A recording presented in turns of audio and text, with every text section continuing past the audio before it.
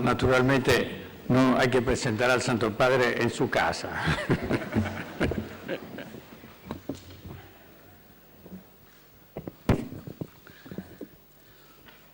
Señoras, señores, es motivo de alegría y también de esperanza encontrarlos en esta cumbre donde se han dado una cita que no se limita solamente a ustedes, sino que evoca la labor que realizan mancomunadamente con abogados, asesores, fiscales, defensores, funcionarios. Y evoca también a vuestros pueblos con el deseo y la búsqueda sincera para garantizar que la justicia, y especialmente la justicia social, pueda llegar a todos. Vuestra misión noble y pesada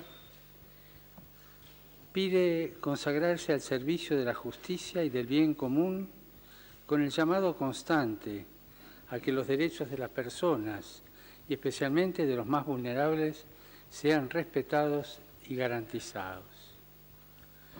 De esta manera, ustedes ayudan a que los Estados no renuncien a su más excelsa y primaria función, hacerse cargo del bien común de su pueblo.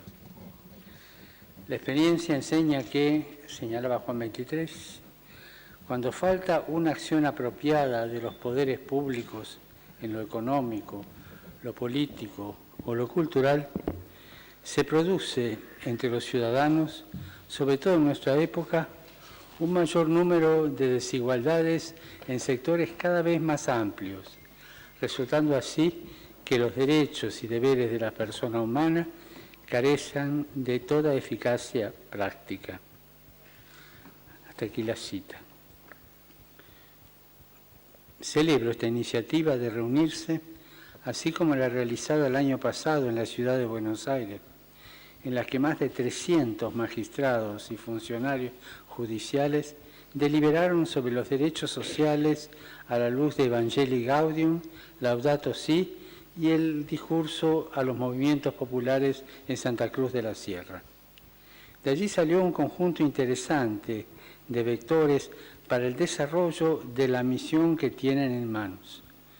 Esto nos recuerda la importancia y, por qué no, la necesidad de encontrarse para afrontar los problemas de fondo que vuestras sociedades están atravesando y, como sabemos, no pueden ser resueltos simplemente por acciones aisladas o actos voluntarios de una persona o de un país, sino que reclama la generación de una nueva atmósfera, es decir, una cultura marcada por liderazgos compartidos y valientes que sepan involucrar a otras personas y a otros grupos hasta que fructifiquen en importantes acontecimientos históricos, que sean capaces de abrir caminos a las generaciones actuales y también a las futuras, sembrando condiciones para superar las dinámicas de exclusión y segregación, de modo que la inequidad no tenga la última palabra. Nuestros pueblos reclaman este tipo de iniciativas que ayuden a dejar todo tipo de actitud pasiva o espectadora, como si la historia presente y futura tuviera que ser determinada y contada por otros. Nos toca vivir una etapa histórica de cambios en donde se pone en juego el alma de nuestros pueblos. Un tiempo de crisis de carácter chino, riesgos, peligros y oportunidades, ¿no? Es ambivalente, muy sabio es. Tiempo de crisis en la que se verifica una paradoja. Por un lado, un fenomenal desarrollo normativo. Por otro, un deterioro en el goce efectivo de los derechos consagrados globalmente. Es como inicio de los nominalismos, siempre empiezan así, ¿no? Es más, cada vez y con mayor frecuencia, las sociedades adoptan formas anómicas de hecho, sobre todo en relación a las leyes que regulan los derechos sociales. y lo hacen con diversos argumentos. Esta anomia está fundamentada, por ejemplo, en carencias presupuestarias, imposibilidad de generalizar beneficios o en el carácter programático más que operativo de los mismos. Me preocupa constatar que se levantan voces, especialmente de algunos doctrinarios, que tratan de explicar que los derechos sociales ya son viejos, están pasados de moda y no tienen nada que aportar a nuestras sociedades. De este modo, confirman políticas económicas y sociales que llevan a nuestros pueblos a la aceptación y justificación de la desigualdad y de la indignidad. La injusticia y la falta de oportunidades tangibles y concretas detrás de tanto análisis incapaz de ponerse en los pies del otro, y digo pies y no zapatos porque en muchos casos esas personas no los tienen, es también una forma de generar violencia, silenciosa, pero violencia al fin.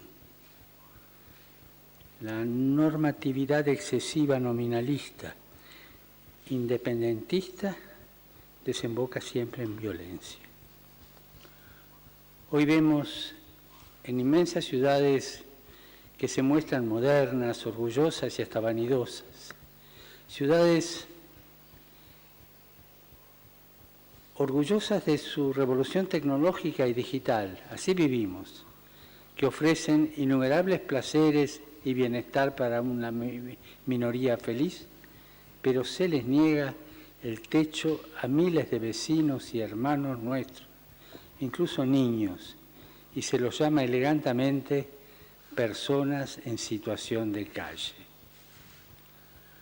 Es curioso cómo en el mundo de las injusticias abundan los eufemismos. Pareciera que las garantías constitucionales y los tratados internacionales ratificados en la práctica no tienen valor universal.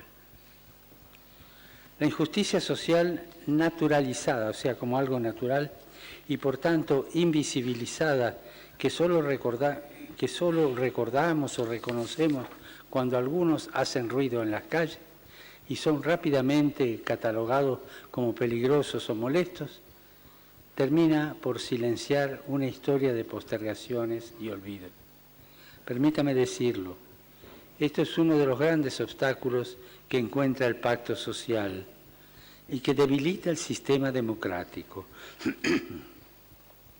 Un sistema político-económico, para su sano desarrollo, necesita garantizar que la democracia no sea solo nominal, sino que pueda verse plasmada en acciones concretas que velen por la dignidad de todos sus habitantes bajo la lógica del bien común, en un llamado a la solidaridad y una opción preferencial por los pobres. Esto exige los esfuerzos de las máximas autoridades y, por cierto, del Poder Judicial, para reducir la distancia entre el reconocimiento jurídico y la práctica del mismo. No hay democracia con hambre, ni desarrollo con pobreza, ni justicia en la inequidad. ¿Cuántas veces la igualdad nominal de muchas de nuestras declaraciones y acciones no hace más que esconder y reproducir una desigualdad real y subyacente y devela que se está ante un posible orden ficcional? La economía de los papeles, la democracia adjetiva y la multimedia concentrada generan una burbuja que condiciona todas las miradas y opciones desde el amanecer hasta la puesta del sol. Orden ficcional que iguala en su virtualidad, pero que en lo concreto amplía y aumenta la lógica y las estructuras de la exclusión-expulsión, porque impide un contacto y compromiso real con el otro. Impide lo concreto, o hacerse cargo de lo concreto. No todas parten del mismo lugar a la hora de pensar el orden social. Esto nos cuestiona y nos exige pensar nuevos caminos para que la igualdad ante la ley no degenere en la propensión de la injusticia. En un mundo de virtualidades, cambios y fragmentación, estamos en la época de lo virtual, los derechos sociales no pueden ser solamente exhortativos o apelativos nominales, sino que han de ser faro y brújula para el camino, porque la salud institucional de una sociedad tiene consecuencias en el ambiente y en la calidad de vida humana. Se nos pide lucidez de diagnóstico y capacidad de decisión ante el conflicto. Se nos pide no dejarnos dominar por la inercia o por una actitud estéril, como quienes lo miran, lo niegan o lo anulan, y siguen adelante como si nada pasara. Se lavan las manos para poder continuar con sus vidas. Otros entran de tal manera en el conflicto que quedan prisioneros, pierden horizontes y proyectan en las instituciones las propias confusiones e insatisfacciones. La invitación es mirar de frente el conflicto, sufrirlo y resolverlo transformándolo en el eslabón de un nuevo proceso. Asumiendo el conflicto, queda claro que nuestro compromiso es con nuestros hermanos para darle operatividad a los derechos sociales con el compromiso de buscar desarticular todos los argumentos que atenten contra su concreción, y esto por medio de la aplicación o creación de una legislación capaz de alzar a las personas en el reconocimiento de su dignidad. Los vacíos legales, tanto de una legislación adecuada como de la accesibilidad y el cumplimiento de la misma, ponen en marcha círculos viciosos que privan a las personas y a las familias de las necesarias garantías para su desarrollo y su bienestar. Estos vacíos son generadores de corrupción que encuentran en el pobre y en el ambiente los primeros y principales afectados. Sabemos que el derecho no es solamente la ley o las normas, sino también una praxis que configura los vínculos, lo cual los transforma, en cierto modo, en hacedores del derecho cada vez que se confrontan con las personas y la realidad. Y esto invita a movilizar toda la imaginación jurídica a fin de repensar las instituciones y hacer frente a las nuevas realidades sociales que se están viviendo.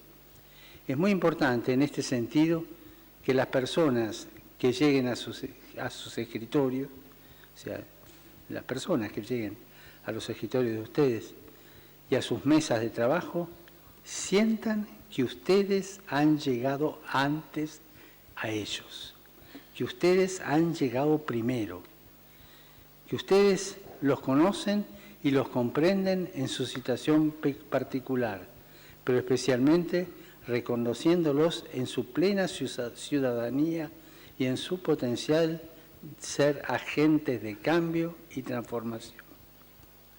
No perdamos nunca de vista que los sectores populares no son en primer lugar un problema, sino parte activa del rostro de nuestras comunidades y naciones. Ellos tienen todo el derecho a la participación en la búsqueda y construcción de soluciones inclusivas. El marco político institucional no existe solo para evitar malas prácticas, sino también para alentar mejores prácticas, para estimular la creatividad que busca nuevos caminos para facilitar las iniciativas personales y colectivas. Es importante estimular que desde el inicio de la formación profesional los operadores jurídicos puedan hacerlo en contacto real con las realidades a las que un día servirán, conociéndolas de primera mano y comprendiendo las injusticias por las que un día tendrán que actuar. También es necesario buscar todos los medios y mecanismos para que los jóvenes provenientes de situaciones de exclusión o marginación puedan llegar ellos mismos a capacitarse de manera que puedan tomar el protagonismo necesario. Mucho se ha hablado por ellos necesitamos también escucharlos y darles voz en estos encuentros.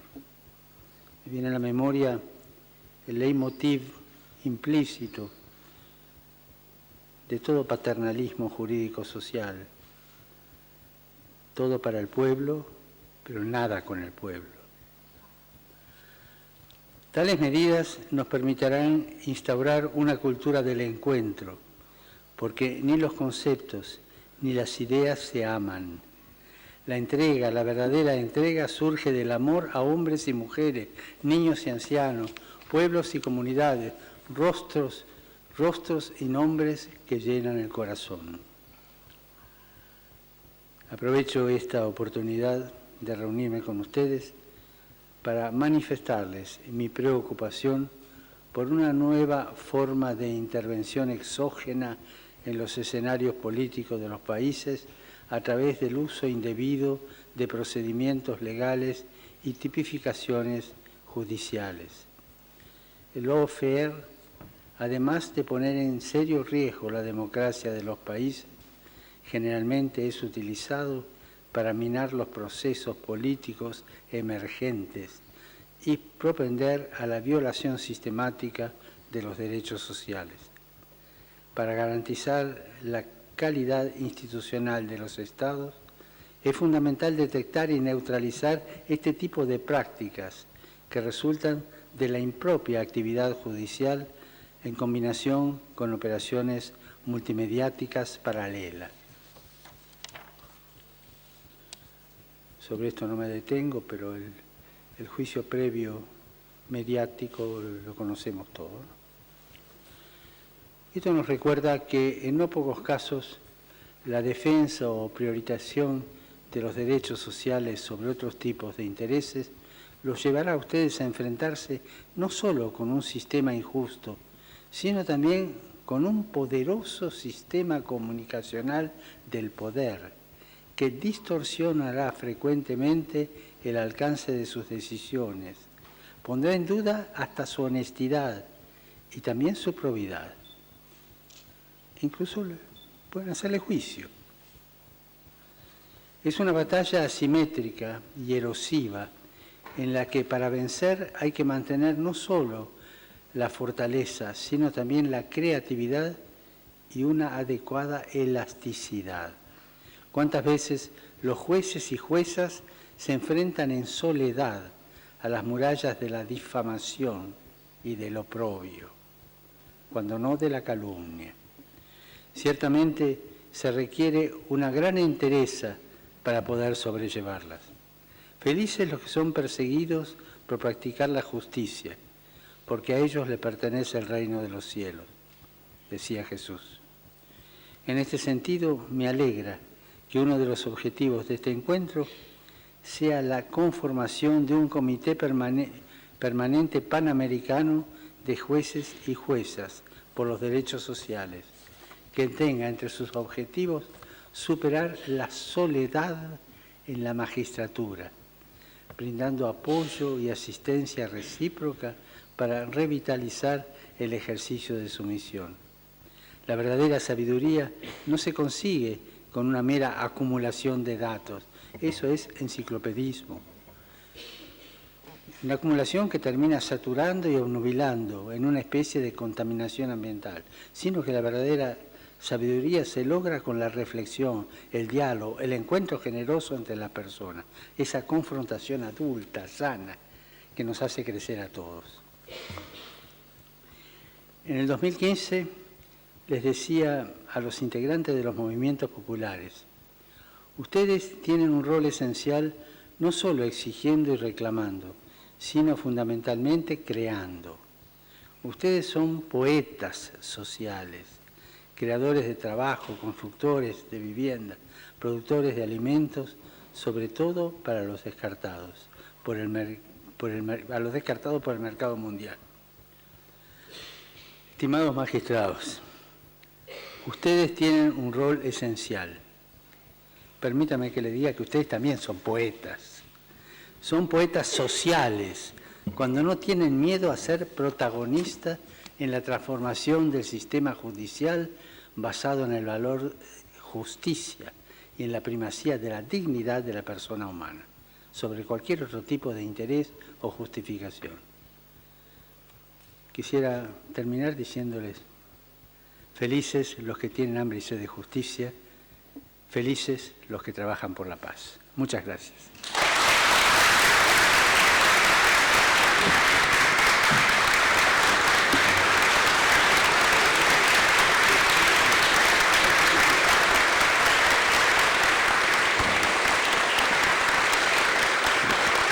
Esta es el acta constitutiva del comité.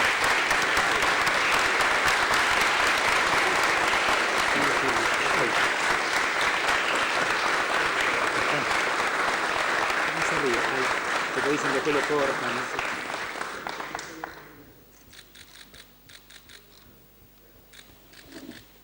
Y esta es la declaración.